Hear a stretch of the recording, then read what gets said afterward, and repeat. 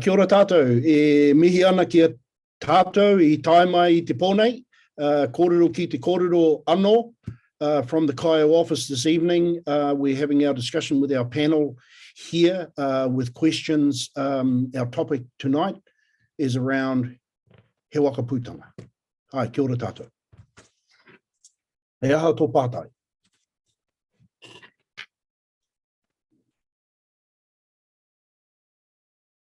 Who's got the first question? What is the He Wakaputange? Right. In my opinion, He Wakaputange is two things.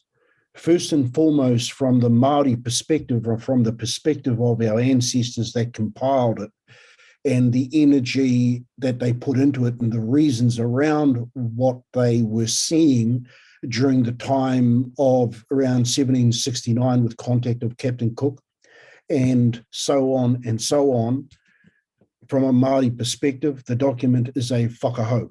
Now, simple understanding of the kupu whakahau, it's a order or an instruction that does not require a response.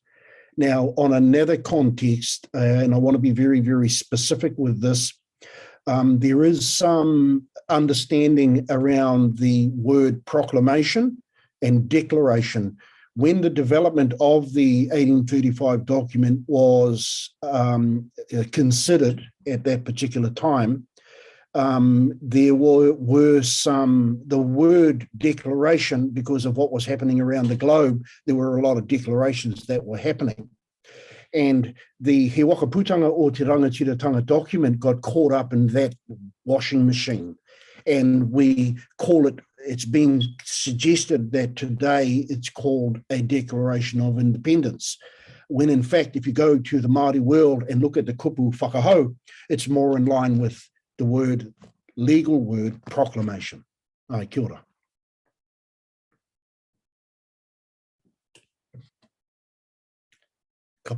How was the document developed? Okay, now, again, if I can, from a serious cultural point of view, and I want to do that, I want to talk about how it was developed from my understanding, from the knowledge that's been handed down in the Māori world, okay? And it was developed using sequences.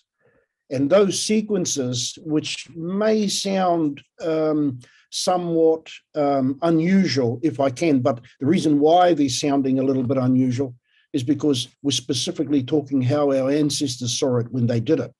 So in how was the document developed, first and foremost, there was a meeting in Whangaroa here in 1808 with significant leaders throughout the north that came together at a small village called Tingaire, and they met and they discussed the white wave coming to Aotearoa.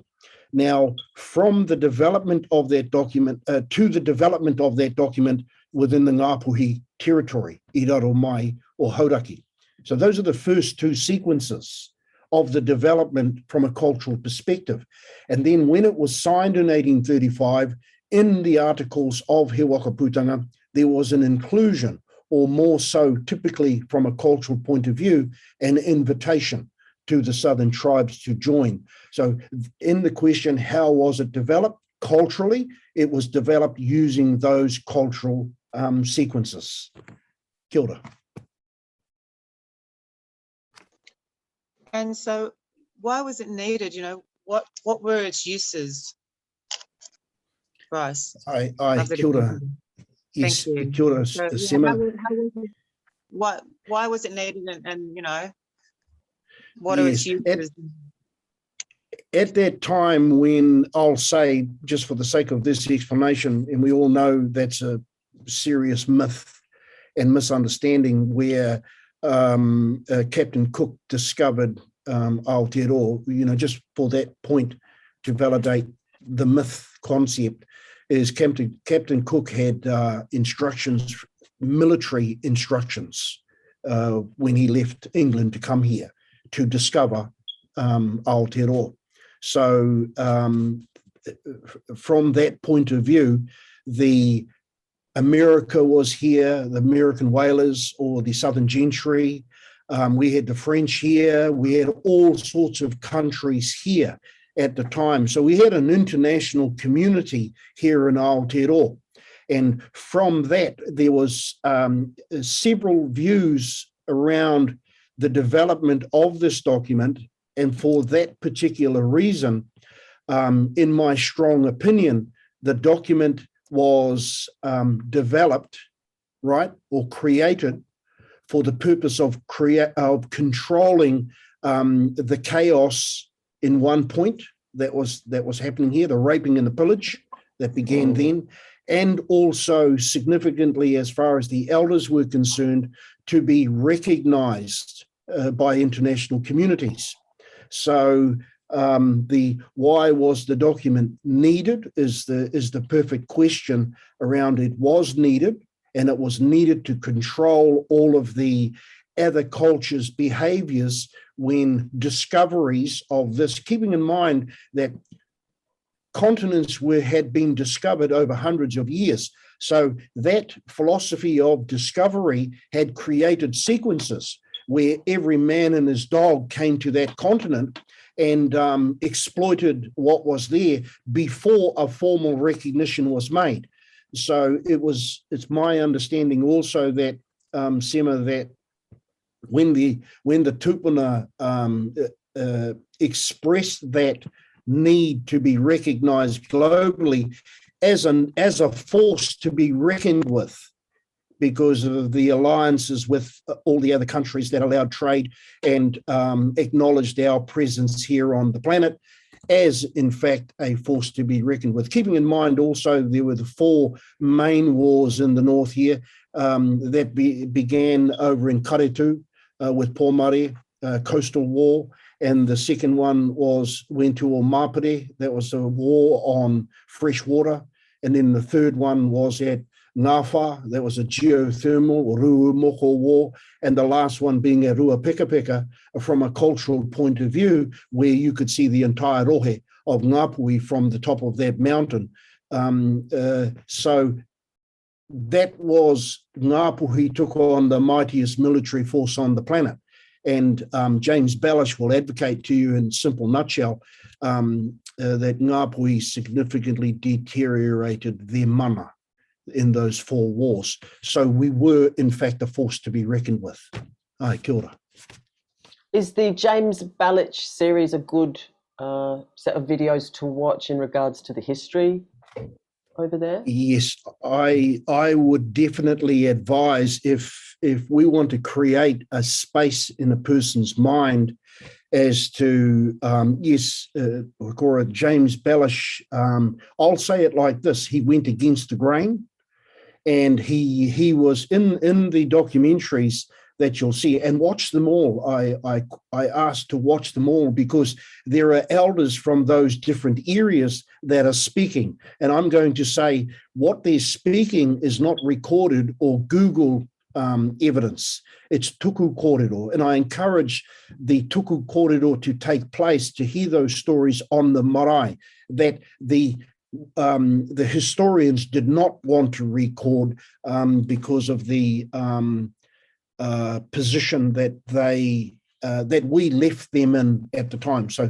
yes, a short answer to that.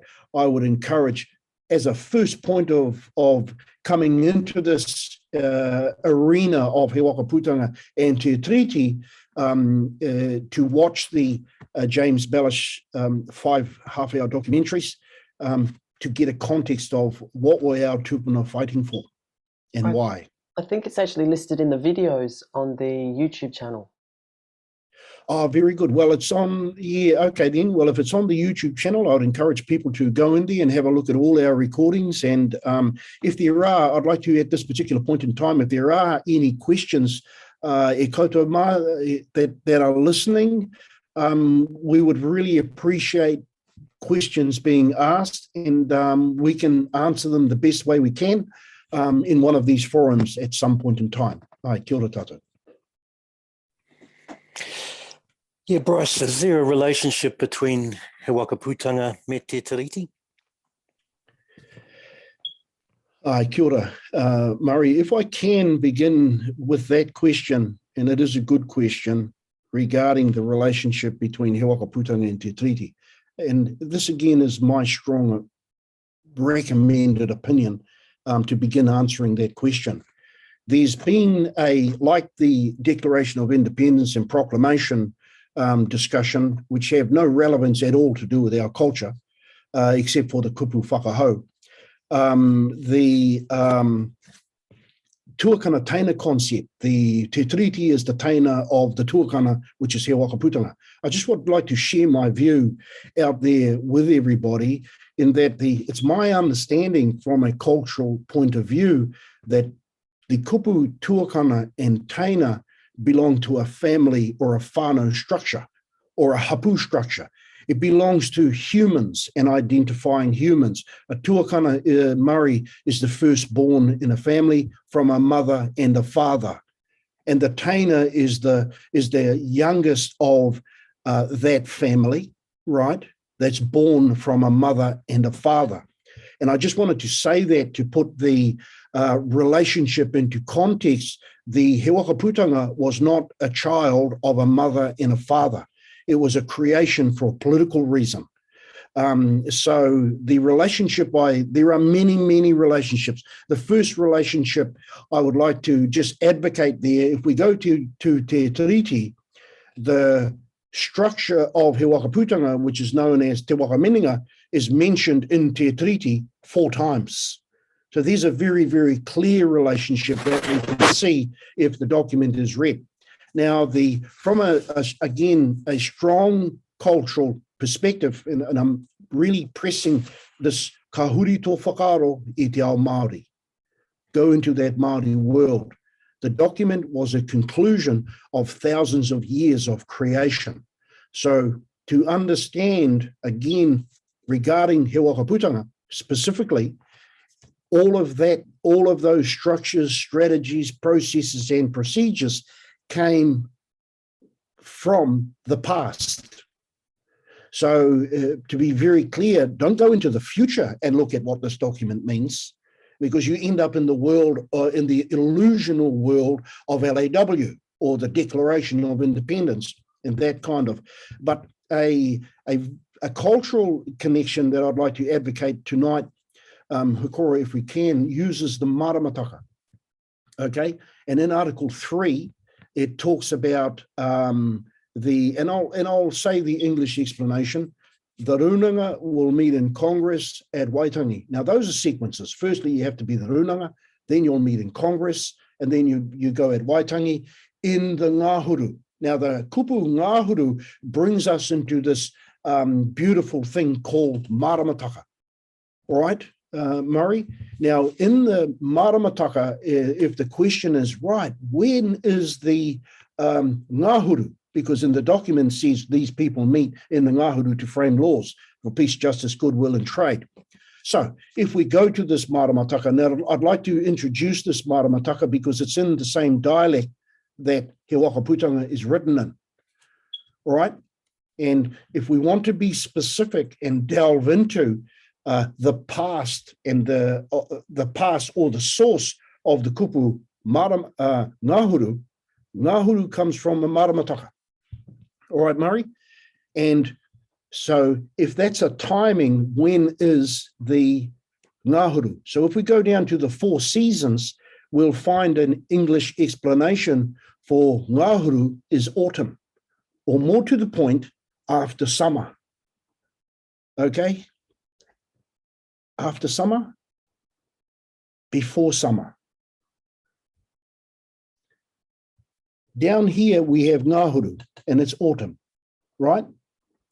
Now, if we go back up to the months of the maramataka, if we can, what we'll see is the Te Iwa o Ngāhuru is the month of February in the Ngāpuhi maramataka. And I want to be this maramataka was given by a person named Te Riri Maihi Kawati from Ngāpuhi. This is a Ngāpuhi maramataka. And I want to really, really stress that the document is also written in the same dialect. So the first month of the Ngāhuru, Te Iwa o Ngāhuru, February.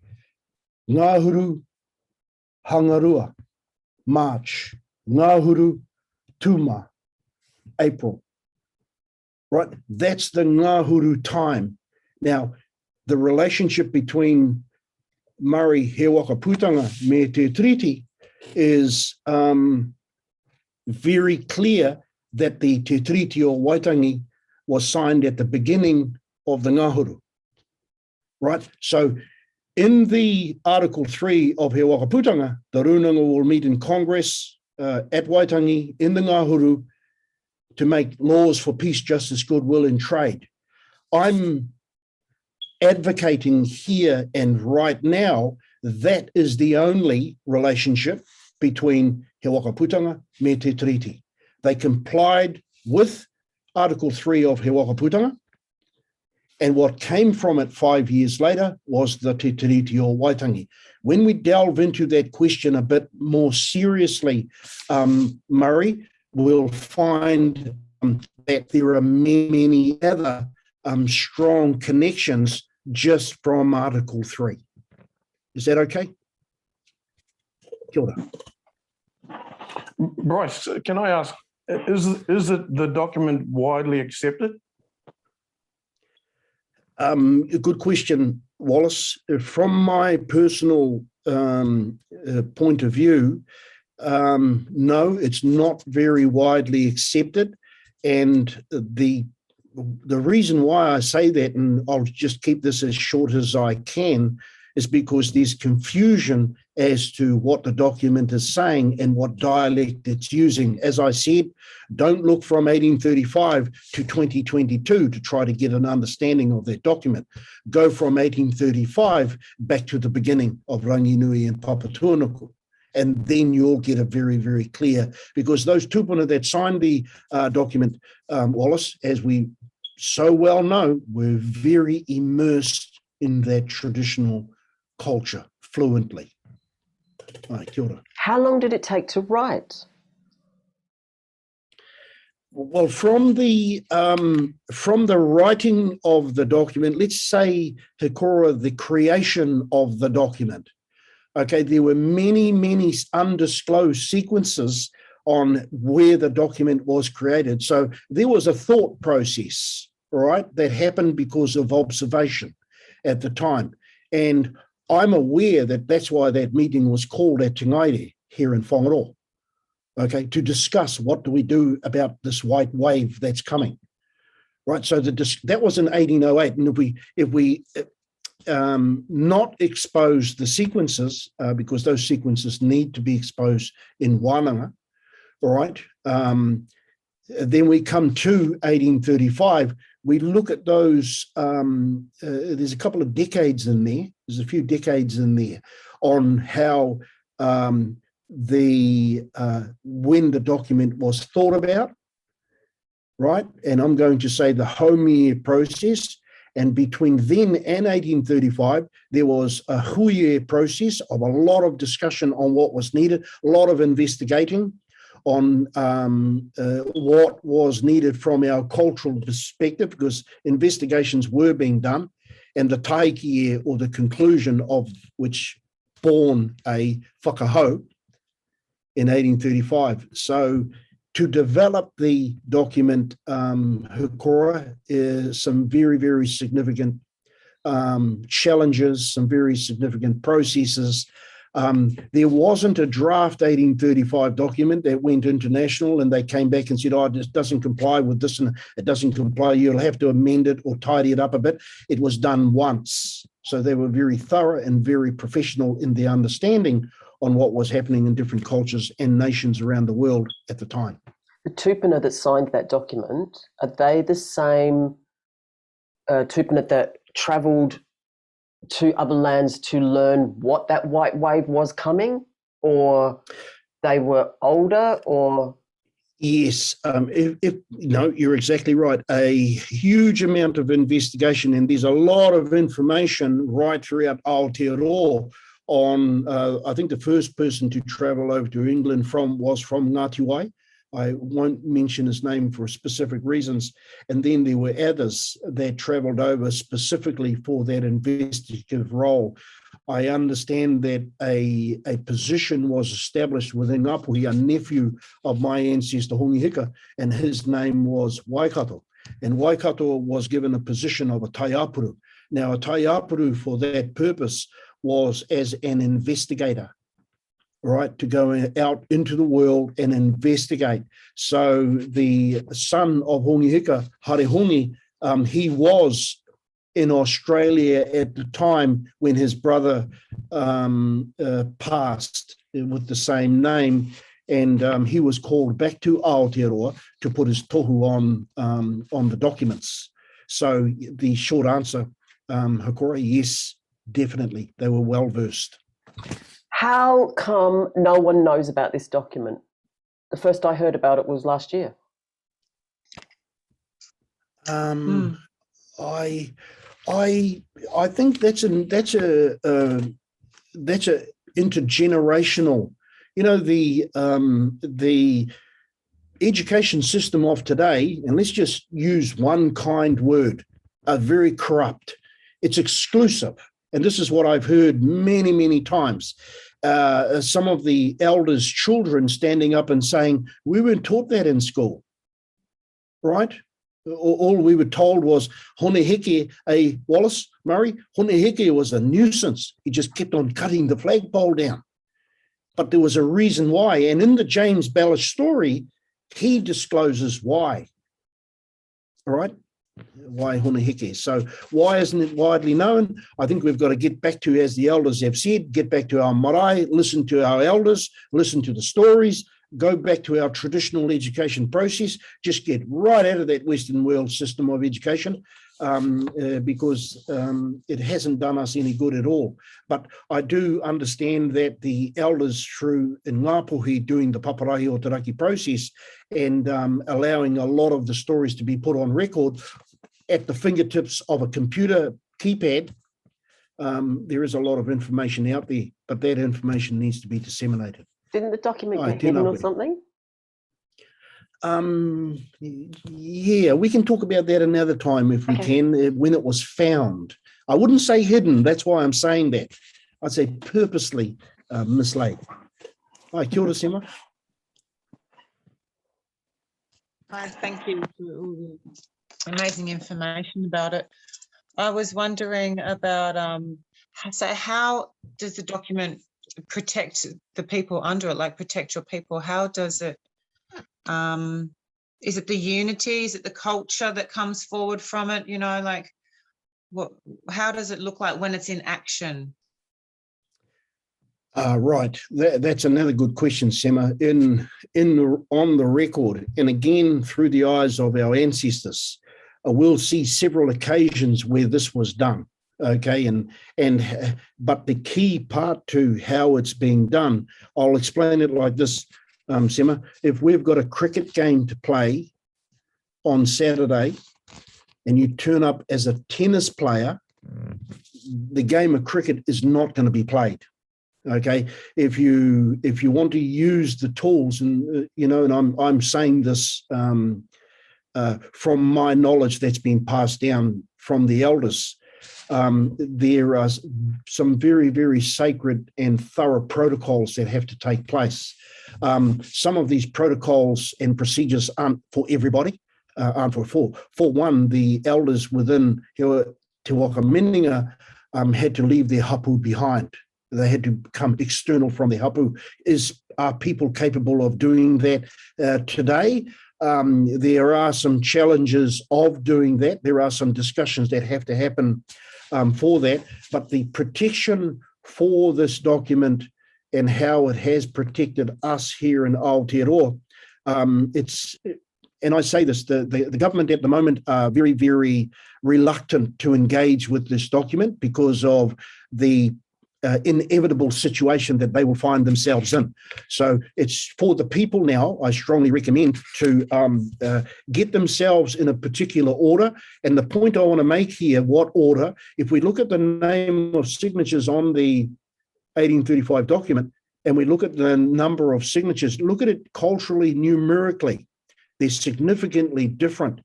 How could 30 odd signatures represent all of Aotearoa on an international stage? It's got to do with the structure. It's got to do with the processes. And if we go to Te Tiriti, we find elders from spread out through the hapu. So that's why earlier on talking about it's not a tuakana and it's not a Taina concept. It's got nothing to do with that, if that's okay. Kia ora, Sima. Thank you Bryce. very much. Wonderful answer. Thank you. Sorry, can I just say, and Hakura, just to your point, I agree with you. It's not that this was hidden. It's just that our eyes were looking elsewhere. I only just come to learn about this myself in the last probably year and a half. So one of the things, Bryce, I wanted to know is just in your opinion, and I mean, coming to learn about this and seeing the different ones out there, there seems to be a bit of confusion there. What are some of the misconceptions that people have with He Wakaputange? Tēnā koe, Wallace. Tūpai tō pātai. If I can, we have to give credit to colonisation. We have to give a lot of credit to it. And the more credit we give to colonisation, we find that they have a lot to be accountable for. Right, and I'm suggesting that very, very strongly. And what they have to be accountable for is this misconception, okay, because it's their words and their philosophies that's causing this misconception. I'd just like to make this very as kind as I can point, Wallace, on that question. We seem to be confused or misunderstand or even delusional to a point where we don't give our tupuna credit for having a political system, cultural political system. We don't give them credit for having a social system and social structures. We don't give them credit for having a cultural, an environmental, and an economic cultural systems that, and I'll say it like this, that took on the mightiest military force in the planet and didn't do them any favors, okay? And we've written a document under our dictatorship, and I mean not as a dictator, as a political structure, but we wrote the 1835 document in Te Reo Māori. Now, this is the brilliance of our ancestors at the time on what was it that made them write the document in our Te Reo.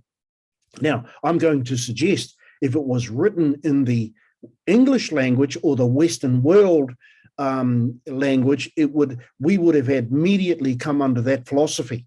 And those legal, you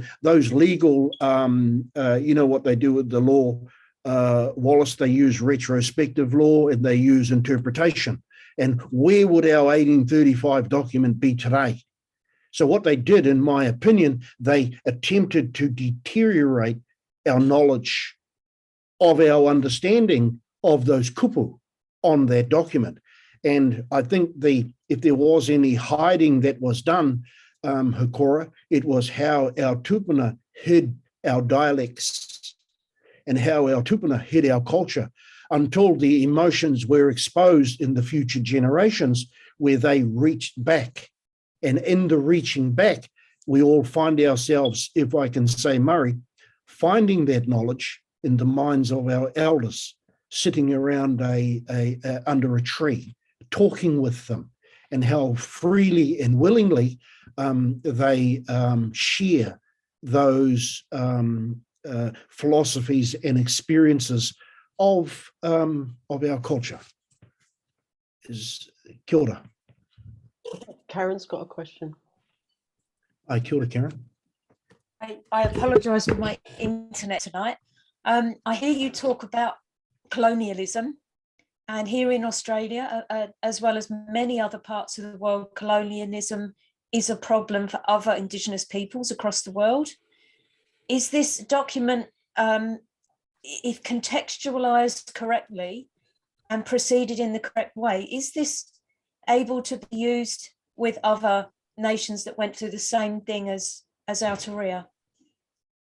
Tēnā koe, Karen. Now, okay, when we come back to the 1835 document here in Aotearoa, what we need to be mindful of, we were recognised by Indigenous cultures around the world in 1835 and also in 1840. That gave us all our trading abilities. We traded for many, many years without complying with the share market trade agreements. We became one of the biggest threats on the planet, acquiring a global share market through the economic system, before having a flag, a trading flag, and a trading document.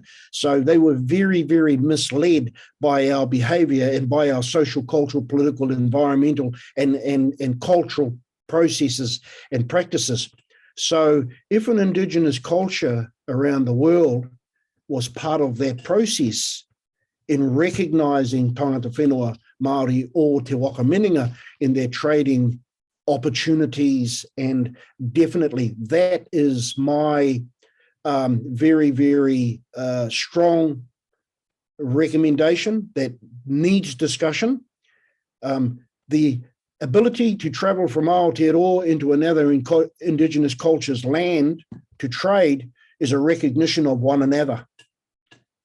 So can this 1835 document do that? Wallace Murray, from a whanaunga point of view, because that's what was established when that recognition was given to us, they became our whanaunga. That is what I would encourage, Karen, from other Indigenous people, because there was a point in time where, and we know this, where we were all one people. What were they trading predominantly? They were trading all sorts of things. There's some stories, Cora, where we pulled up on our trading boats to ports. There was a boatload of produce parked in front of us. We did negotiate. We brought that off them in the trading, and then we traded 2 boats of produce instead of 1. So the interest of the trading philosophy of Te Wakaputange, because it became that threat, is organic, and I'll say it like that. And it's not political, it's not social, it's very organic. What produce is available this time of the year, what products are available this time of the year, which gave the best produce on the market at the time, if I can say it like that. Timber, veggies, or peru, all sorts of things. So I just see our time has become the enemy again. If that's okay, everybody, for us to conclude at this part of discussion, I'd just like to advocate again to all our listeners out there, encouraging you to come on to our site here to have a look at us and talk about us and ask us questions.